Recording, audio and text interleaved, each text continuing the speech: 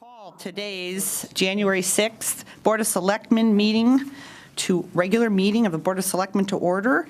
Will you all please rise, and Selectman Flynn, will you lead us in the Pledge of Allegiance? Sure. I pledge allegiance to the flag of the United States of America and to the republic for which it stands, one nation, under God, indivisible, with liberty and justice for all. Thank you. Thank you. So first is, our first item of business is to consider an act upon the minutes of the regular meeting of December 4th, 2019, and December 18th, 2019. Do we want to take these together? If yes, may I have a motion to approve both items? I'll make a motion to approve both items to I'll- take them together. I'll second it. Any discussion?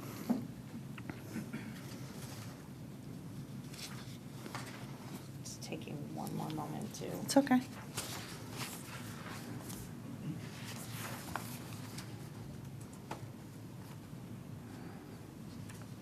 No discussion. I'm all good. Okay. All in favor signify by saying aye. Aye. Aye.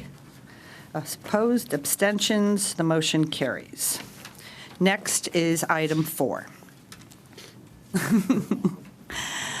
In recognition of National Law Enforcement Appreciation Day, I'm going to start by asking Dr. Joan Poster to come up to the podium to say a few words.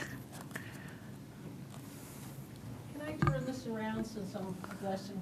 Absolutely, absolutely. Does it turn? Can you? Talking to these men and women. Jeez. The wheels are locked. Piggy.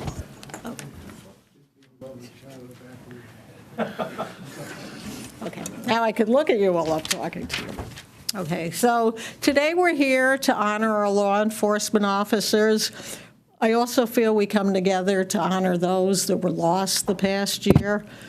And I feel when a law enforcement officer is killed, the communities have to come together and honor their police as well as the people that have been lost. So let me give you a couple of examples so you'll understand why the citizens are so thankful to all of you. Number one was Sergeant Kayla Sullivan of Nassau Bay, Texas. She was deliberately run over by someone she was trying to arrest. We honor her. We honor you.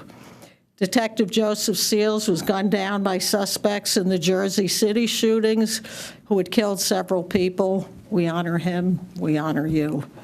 Officer Stephen Carr was gunned down in his police car for no reason except that he was a police officer. We honor him. We honor you. Lastly, Detective Cliff Martinez was intentionally killed after he broke up a fight. He was knocked to the ground. The suspects then got into their car, ran him over, exited the car with him pinned underneath. We honor him. We honor all officers. These are just a few examples of the 100 or so officers that are killed every year. But I want you to especially know that Fairfield really cares about you. And our thanks to you for what you do. Dr. Poster? Can you stay up there? Would you both like to join me? Sure. Come on, Nancy.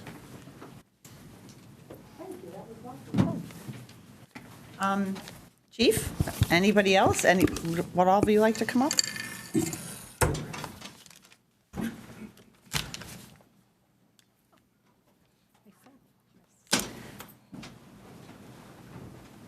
This is an awesome picture. A lot of the people.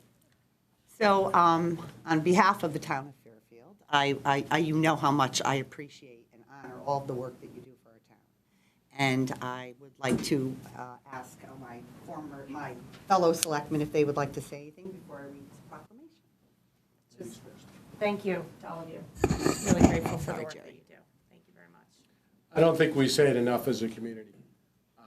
What you do day in and day out to protect us, you can't put a value on that. We thank you very much for your protection of us and working with your colleagues in the fire department as well as DPW and all that you do in all the emergency areas. So thank you so much. and I would like to read this.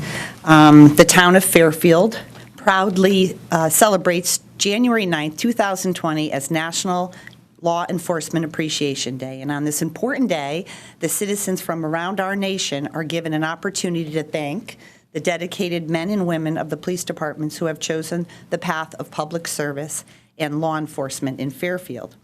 And was first, whereas law enforcement in Fairfield was first organized in the year of 1661 with the appointment of the first town marshal. The standing police department was created by town ordinance in 1930 with 7 officers to protect and serve the citizens of Fairfield. Today, sworn officers, special agents, telecommunicators, animal control officers, administrative support, marina guards protect and serve the 14th largest state. And whereas Fairfield police put on a badge each day, knowing that they may face extremely dangerous situations while carrying out their duties. And for this, we recognize and extend sincere gratitude for the men and women in blue. On Law Enforcement Appreciation Day and every day, Fairfield supports and recognizes all those who stand on the front lines and continue to make Fairfield safe. Residents, including children, are encouraged, I hope you're watching, to show your thanks and appreciation to our police department by sending emails or notes on or leading up to January 9th. Emails can be sent to the police department, Officer Roger Calamaris, and we'll post this, right? Jerry, we'll post this so you can show everybody. Therefore, I, Brenda Kupchik, First Selectwoman of the town of Fairfield, do hereby proclaim January 9th, 2020, Law Enforcement Appreciation Day. Congratulations, and thank you so much. Thank you. Please, absolutely. I just wanted to thank the Board of Selectmen on behalf of the 108 men and women that make up the Fairfield Police Department. We feel appreciated today, but I can honestly say we feel appreciated in this town every single day. This is an amazing community, and we are so very proud to serve not only the residents that live here, but those that work here and those that visit this tremendous community and take advantage of our friendliness and our hospitality. So thank you on behalf of our agency, and we really appreciate it. And if I can just add, thank you, Dr. and Mr. Poster, for all you do for us, not only us in Fairfield, but a little-known fact is that they reach out to every single law enforcement agency that loses one of our partners and offers support to the families. And we, on behalf of a grateful nation, we really appreciate that. Thank you. Thank you.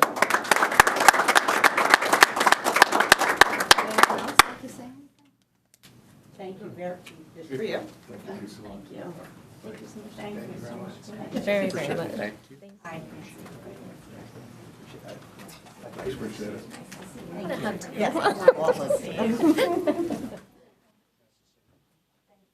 Thank you.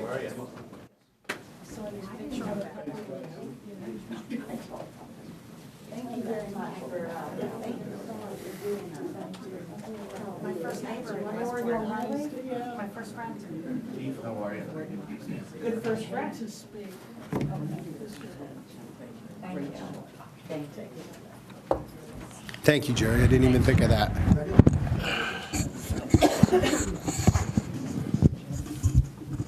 Give me 1 second. And my dog's vet, by the way.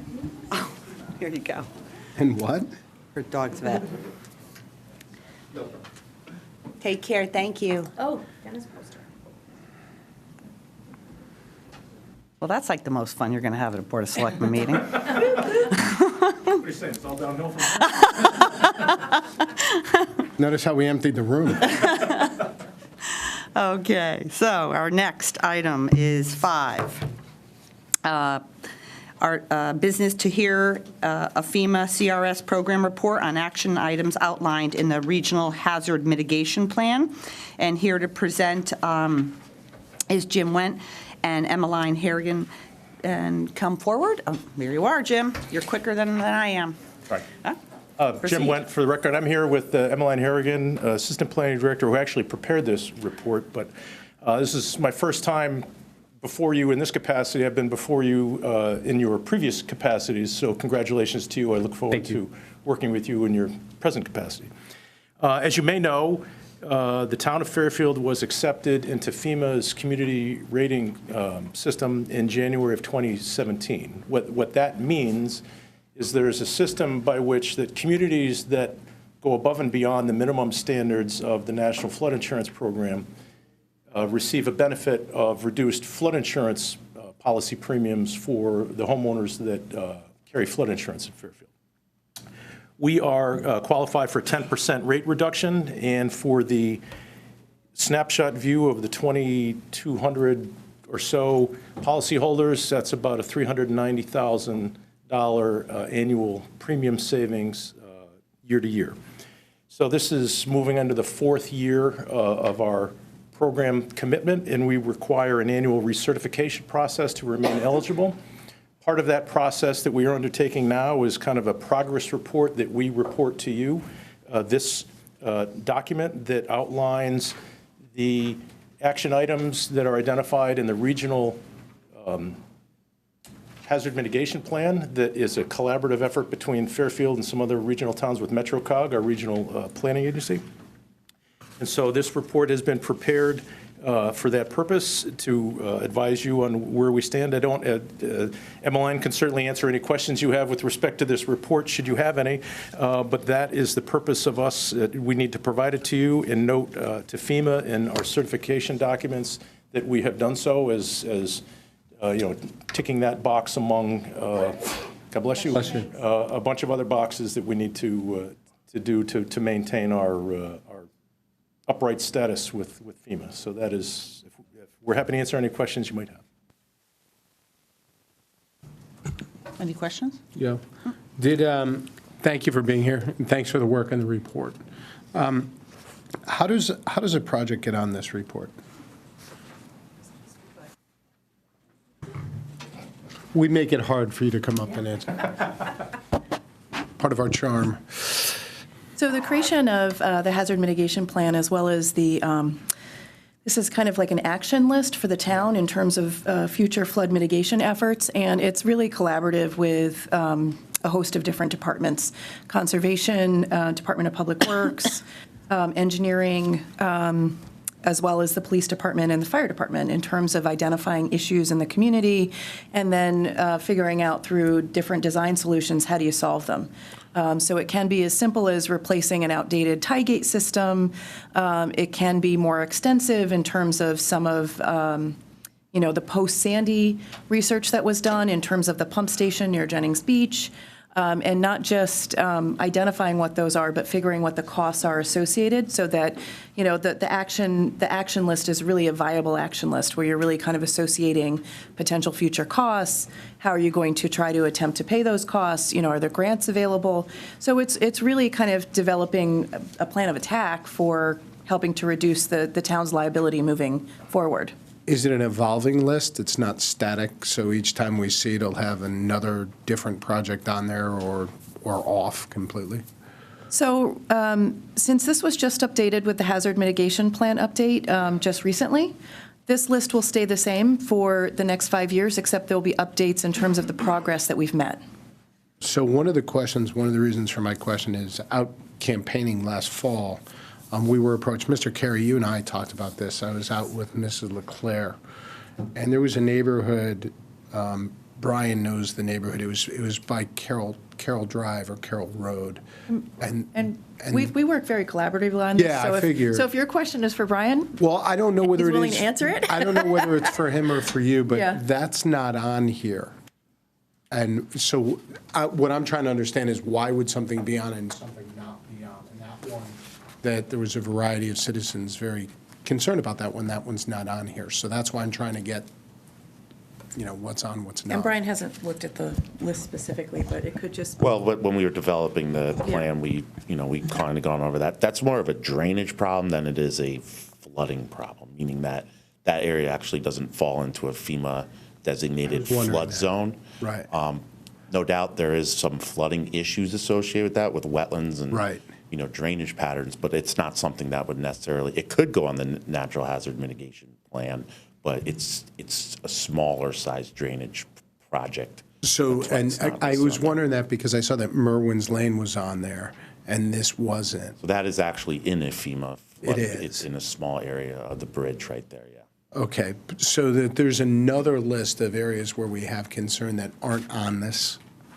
So there, again, those are smaller type of drainage type projects that need to be completed to kind of upgrade the capacity of the drainage system. It's not necessarily something that would fall into this. It could be included on that. Right. But it didn't rise to that level for this type of, that report, that natural hazard mitigation report. Do we have a listing of those items as well? So there's in the capital plan this year, there's in the non-recurring capital, there's a $500,000 line item. Bill Hurley does have a list of about 60 individual projects that we're trying to tick off with that. So we'll that see list. that as Yes, part of that. correct. Okay, He's thank you. He's preparing a 14-point for the capital planning Right. project, and that he's going to list a couple projects that basically are going to be addressed with that. But those are things that unfortunately happen all over town. Right. And, trying to determine which ones are, the most bang for our buck is something that we do struggle with. Right. No, thank you, and I look forward to seeing that list. Thank you so much. With regards to the item under natural systems protection, it says select one item from the Rooster River Watershed Management Plan. Why one project? Could you please readjust the microphone for yourself there? Yes. Do I need to repeat the question? Emmeline. Oh, Emmeline. Oh, sorry. So I think, I don't know if you want to come as well for this one, Brian. So that's, I'm asking really a broader question, probably, with regards to the Rooster River, which I know is a big concern for citizens. So I'm curious, in that context, why it is cause for such concern and has been a source of issues, why then one action from that plan? it's probably based on funding. It's a fairly long corridor for the Rooster River. And I know after we had the big storm in September 25th of 2018, there was a study that was done, but usually for these projects, it's very costly to do everything all at once. So breaking it down into segments is usually the best way to work on solving the entire corridor issue. And so then, would you continue to work collaboratively to figure out which the best one project then would be in terms of the most bang for its buck? Can I just jump in? Yeah. Sorry. So this is a definite priority for the town, and we had a long meeting today with all the managers from DPW, all through everybody. We were all there, conservation, everybody. And so we went through a whole host of big issues that we need to tackle, and one of them is Rooster River. Bill Hurley is pretty much leading that up, and we're going to have a follow-up meeting next week to talk more extensively how we plan and prepare, and what he's going to give me some information so that I can then reach out to the other towns, Trumbull and Bridgeport, so that we can start the process of identifying how we're going to handle this giant problem, because I'm hear you, loud and Yeah. clear. I grew up in Fairfield. This has been going on for 40 years, and it's just not been addressed in a meaningful and holistic way. And so I'm hoping to be able to tackle that with our employees and with the neighboring towns. And does then that, which is great to hear, does that then impact I that would project that imagine. you'll choose? So this line item here actually falls under natural systems protection, meaning that there's a lot of ways to mitigate the flooding. The town and we're pretty quick to go out there and want to build, and residents want to build walls and structures and hard type of protection measures, which is kind of what led to a lot of the issues that we're having, because the floodplain wants to move naturally. We've built upon it. It's overbuilt. One of the things, we have watershed management plans for each one of our major watersheds, Saskill, Mill River, and Rooster River. Since Rooster River is really a combined watershed with, Trumbull and Bridgeport, there's a lot of collaboration that needs to take place there. But one of the things that we were looking and putting this in here, especially after the storm, September 2018 storm, is that a lot of the residents who own the river, when you go out there and you say, the town doesn't own the river. We kind of, I don't want to say babysit, but we want to make sure that everyone is restoring it in a manner that's not causing issues for the other neighbors or kind of in the situation we are now.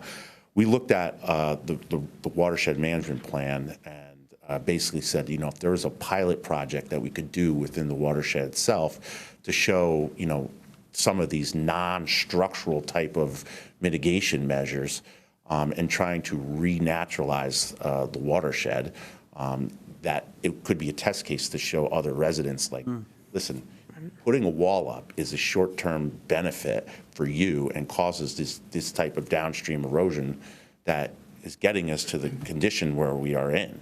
So a lot of the projects that are listed in the natural hazard mitigation plan are not things that we would necessarily come and ask the town directly for money. They're usually matching grants. So 319 is a grant, that 319 non-point source water pollution grant just came out through the EPA. So that's something that we would look at. And we have a kitty of projects that we could, go for grant funding.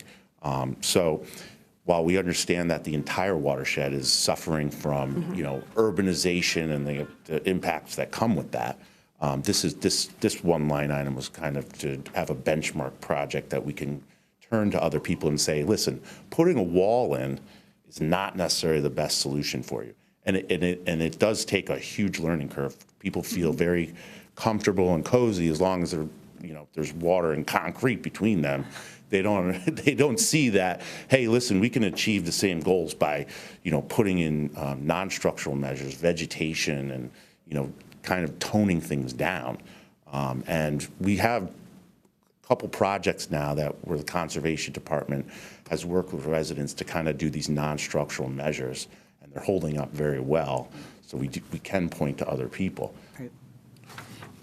It actually leads to the next question that I had, which was about the education and awareness, and in terms of that campaign to help help people understand exactly what you're talking about. So what does that look like in terms of just practically speaking, in layman's terms? Like, will you have public meetings? Will you? So there's been some public outreach. Malone and McBroom put together a report through the whole watershed to look at areas where they can actually impound stormwater in the watershed to basically try to reduce the peak flow for the entire Rooster River watershed.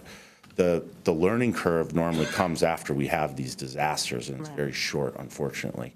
We have a disaster, people are impacted, and they take our advice or they don't, and we have a couple months to kind of teach them, but then it goes quiet again. So I do think it is something that would be we could have a charrette or something to kind of teach, because this isn't just talking about non-structural type of improvements that for erosion or flood mitigation. It's not just a Rooster River specific issue. It is a town-wide issue, and it's a lot of times people buy houses on rivers or on the coast, and they see the direct benefit of that because it's beautiful. But when the storms come, and you have to explain to them, it's the town is not responsible for restoring the bank of the river where you live. You own that. That becomes a huge financial burden on them that they may or may not have ever thought about.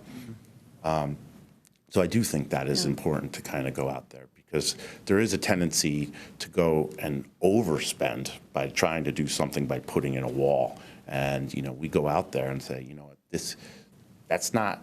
First of all, it's not something of our agency's requirements. So. And you're kind of almost left to protect the resident from doing something that's not in their own best interest. But that's where the learning curve is.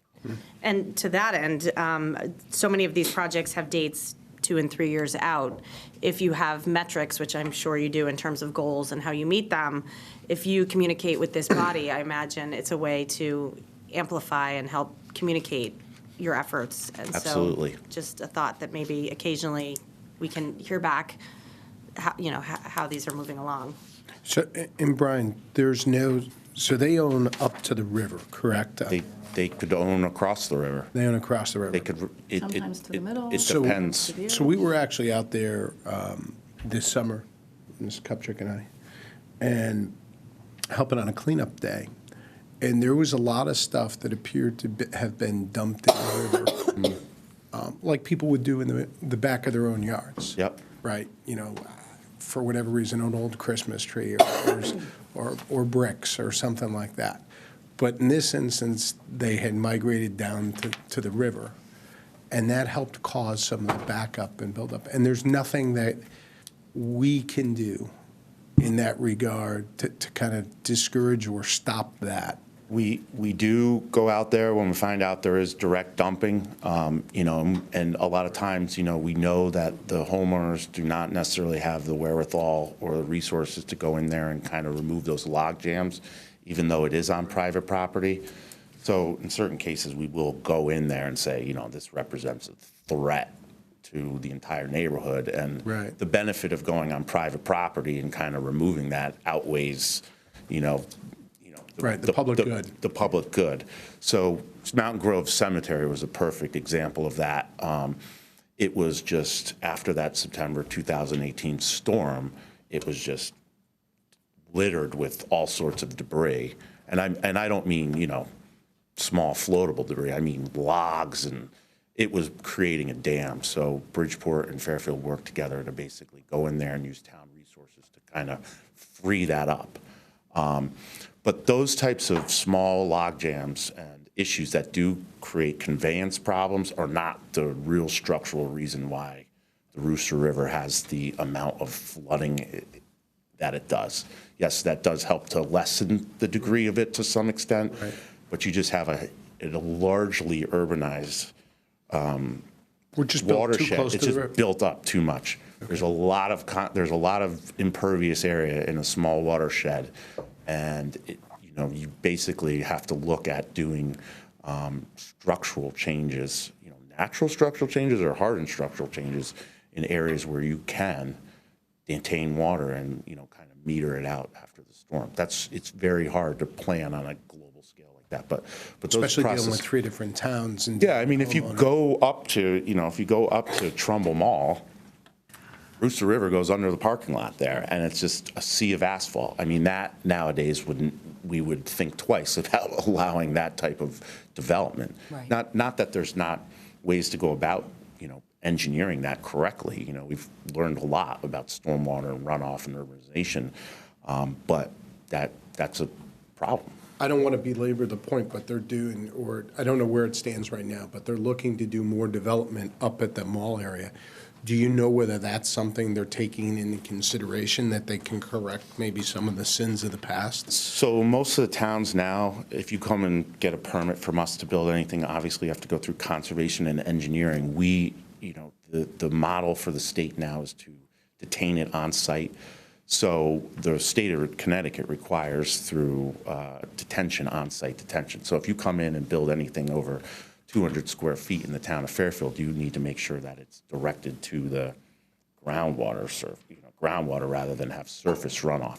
So those types of facilities and treatment trains help to lessen the amount of peak runoff. What we're dealing with is that, you know, the sins of our fathers, you know, and so I would imagine if there was some type of development proposed for the Trumbull Mall, I've seen the residential. Exactly. They would require them to meet the 100-year storm so that hopefully there would be no greater impact based off the development onto the river. But could they require them to fix what's already been done? They could. Okay. That's Just- not within our purview. I would submit comments to that zoning board. Well, I as think part- that's the point of me working with those other Yes, towns. And that's I gonna think be that part of needs it. to be a collaborative conversation, absolutely. I don't know where that goes. I just know it's being discussed right now, where it is in the, I don't know where it is in the approval process. See, they're at the top of the watershed, so they're affected the least. they're affected less than us. Which means what they do is going to affect everybody Correct. else down below. Absolutely. Which get it at the top of the funnel, and that helps us. That's right. out. Yeah. Yeah. All right. And just a comment, I mean, I too heard from a lot of residents who are really frustrated, and I don't think people really appreciate the amount of really good, positive work that's being done. And so sometimes I think a good public relations effort and almost simplifying what's in here for the public so that they can understand not the gritty detail. And obviously, if people want to get it, I see that the website is listed where you can really see the whole mitigation plan. But just a thought that it might be helpful, bullet points, top line of the good work that's being done and kind of a simpler version of what we've been given so that people can appreciate and see. And I think that would go a long way. And maybe, Jim, it seems like Yeah, you're ready. no, that's an excellent point. And as part of this, we have working with the Selectman's office, Selectwoman's office, I apologize, for a draft press release with a couple of those bullet points to exactly your point. There's 4 on here, one of which is a matter later in your agenda, is moving forward with the hardening project around the sewage treatment plant. So we agree with that, and there's a draft press release in the works. Great. Any other questions? Thank you. Thank you. Thank you. Item number 6, to hear and consider and approve an agreement between the Town of Fairfield and L. Holzner Electric Company for the wastewater treatment plant hardening project, town bid number 2019-10. May I have a motion to approve? I'll make the motion. And I will second it. Thank you. Mr. Curie, can you come up and present the item? So Brian Carey, Conservation Director, Town of Fairfield. So what you have in front of you is the final contract agreement between Holzner and the Town of Fairfield for the construction of the wastewater treatment plant hardening project. This has been presented a couple times through the funding process, but the project actually includes making the wastewater treatment plant flood resistant to the 500-year flood storm. It's basically, and I know people laugh when I say this, but this is probably the most important project the town has done in the past 20 years. Without this, we would not be able to move forward with our facilities plan to upgrade the WPCA, plus all of our commercial and residential development really depends on this project moving forward. The plant is a $100 million asset. Right now, it sits below or at sea level. It's very vulnerable. This project is absolutely necessary to protect the plant from any future flooding associated with a coastal storm. During Hurricane Sandy, it was close. There was some minor damage to the plant, but this would protect it to basically, again, to a 500-year storm. There's a little over $3 million in grant funding that is being supplied from the Community Development Block Grant Disaster Recovery Fund to help with the cost of this project. So it's ready to go. We're hoping to see shovels in the ground within 6 weeks once the contract's signed. And there shouldn't be much disruption on the side of the town other than the project just requires vertical sheet piling to go in around the majority of the plant, and then there will be infrastructure improvements. The road will be raised and paved in the summer. And we're going to send out a press release to the budding neighbors because there will be some noise for a couple months, for sure. Can you expand on some of that disruption, just so we can get ahead of it? So most of the disruption will be, there will be a crane down there, and it'll literally be banging sheet pile into the ground. So there will be some vibration associated with that. It should be minimized.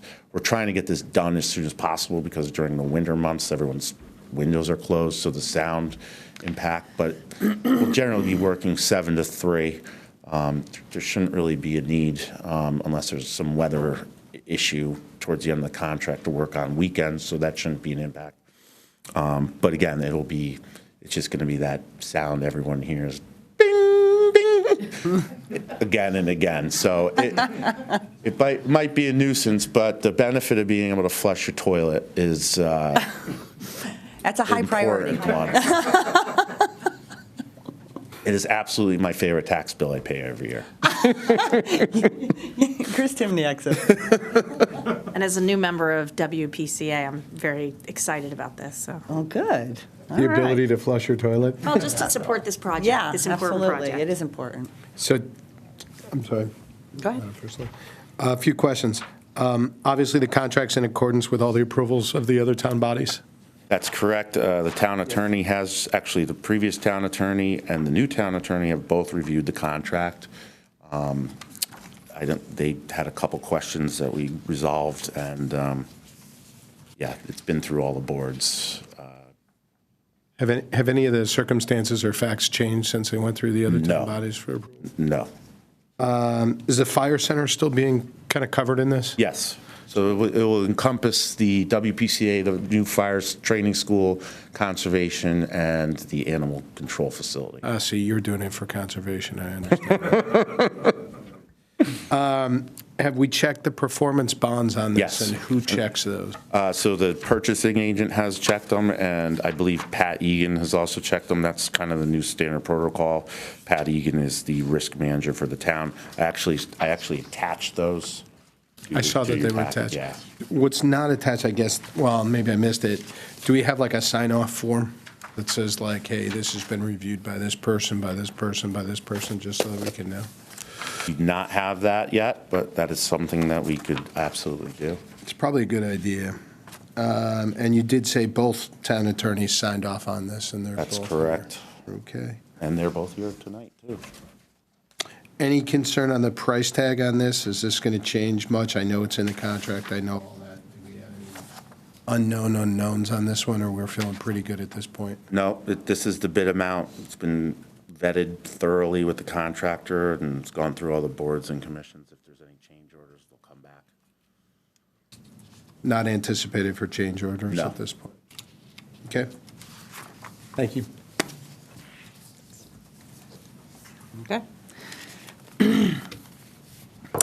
So this is a voting item. Are there any members of the public who wish to speak to this item? If none, item has been moved and seconded. All those in favor signify by saying aye. Aye. Passes unanimously. The item carries. Thank you, Brian. Thank you, Thanks, Jim. Thank you, Emmeline. Item number 7, to consider and act upon tax refunds as recommended by the tax collector in the amount of, wow, that's a big number, $1,894.45. I'll put the item before us. I'll second it. All in favor? Aye. Aye. The motion, Aye. Do I need to officially say out loud that I've read it? You can. We've all, yeah, I've read it too. Okay, so I've read the tax refunds as Yes. recommended by the tax collector in the amount of $1,894.45, and it is correct, okay. for the record. We're good? Okay, 8. Item 8, excuse me, is to hear from the town attorney, and I would recommend the following motion, that the board enters into executive session to discuss pending litigation regarding the town of Fairfield versus Sound lacrosse camps, and also to receive an update on Phil Pyle litigation matters, and further, that the board invites the following individuals into executive session, Attorney Baldwin, Town Attorney Baldwin, and whom else? Attorney Lesser. Is there a motion to approve? I'll motion to approve. I'll second. And so we'll go in now at, the time is announced at 4:40, going into executive session. I think we have to And formally vote. we vote on this? I think so. Vote to go into executive session. Have second? Second it? All in favor? All in favor? Aye. Aye. And if any votes are to be taken, we'll do them outside of executive session when we come back. Do you anticipate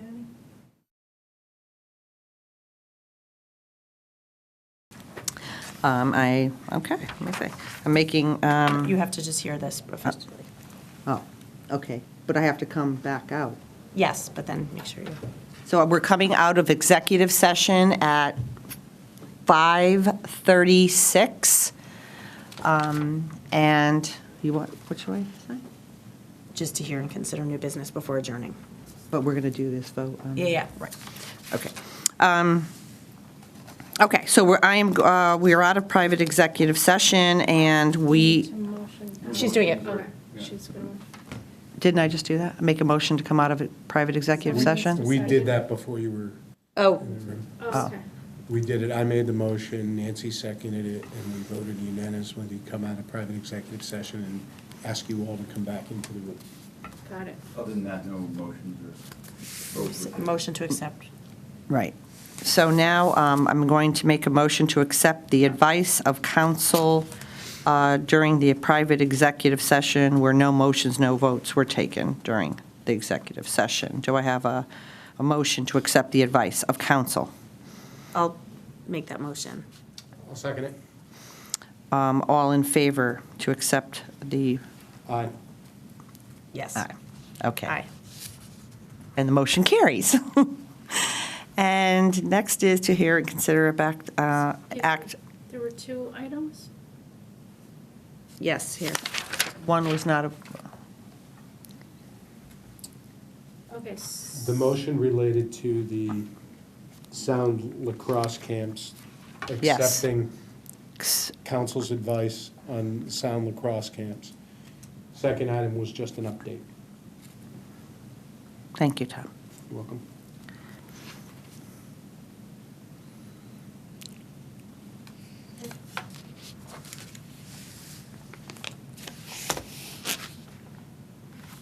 Item 9, to hear, consider, and act upon any other business which shall properly come before this meeting. Does anyone have any items?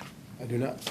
I do not. Motion to adjourn I will motion. at 5:38 PM. I will second that motion. All in favor? Aye. Aye. Thank you. Thank you.